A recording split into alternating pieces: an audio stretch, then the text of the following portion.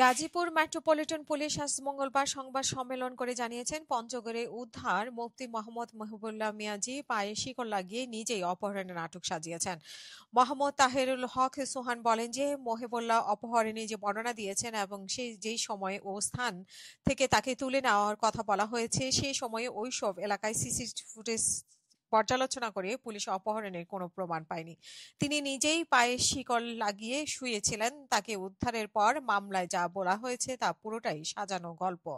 সংবাদ সম্মেলনে জানানো হয়, মুফতি মোহাম্মদ মহিবুল্লাহ মিয়াজি টঙ্গীর টিএনটি কলোনি জামে মসজিদের খতিব। তাকে অপহরণের করা হয়েছিল এমন অভিযোগে তিনি 24 অক্টোবর টঙ্গী পূর্ব থানায় একটি মামলা করেন।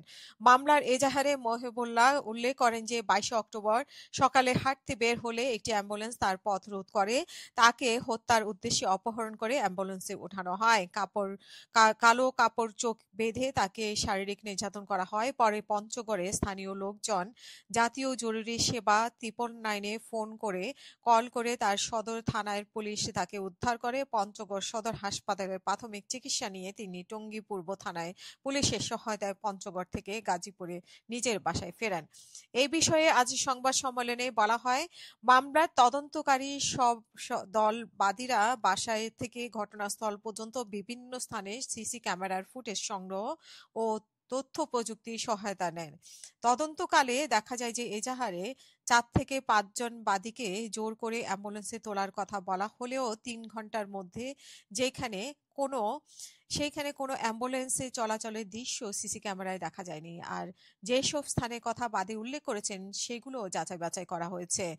যাচাই বাছাই করে পুলিশ কি পেয়েছে সেই বিষয়ে সংবাদ সম্মেলনে বলা হয় যে 22 অক্টোবর রাত 11:30 থেকে 12টায় মহিবুল্লাহ পঞ্চগড়ের সর্বশেষ বাস স্টেশনে হেঁটে নামতে থাকেন এবং ফুটেজে তাকে পঞ্চগড় জেলা প্রশাসকের কার্যালয় ও জেলা পুলিশ লাইনের আশেপাশে দেখা যায়।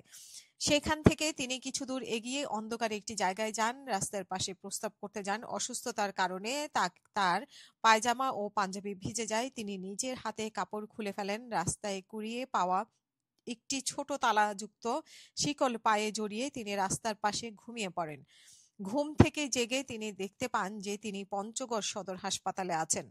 অনেকেই তখন তার সঙ্গে কথা বললে তিনি অবচেতন মনে বিভিন্ন ধরনের কথাবার্তা বলেন সংবাদ সম্মেলনে পুলিশ দাবি করেন। প্রসঙ্গত ঘটনার পর মোহাম্মদ মহিবুল্লাহ মিয়াজি একটি ভিডিও বার্তা ঘটনার বর্ণনা দিয়েছেন, যেখানে তিনি অনেক সময় তার মাথায় এমন সমস্যা দেখা দেয়, এর আগেও এমনটা হয়েছিল। বর্তমানে মামলাটি তদন্তাধীন। ওই ব্যক্তির বক্তব্য যাচাই বাছাই করা হচ্ছে। এই ঘটনায় অন্য কোনো ব্যক্তি বা গোষ্ঠী জড়িত কিনা সে উদ্দেশ্য কারো প্ররোচনায় তিনি এ কাজ করেছেন কিনা সেটাও স্পষ্ট নয়।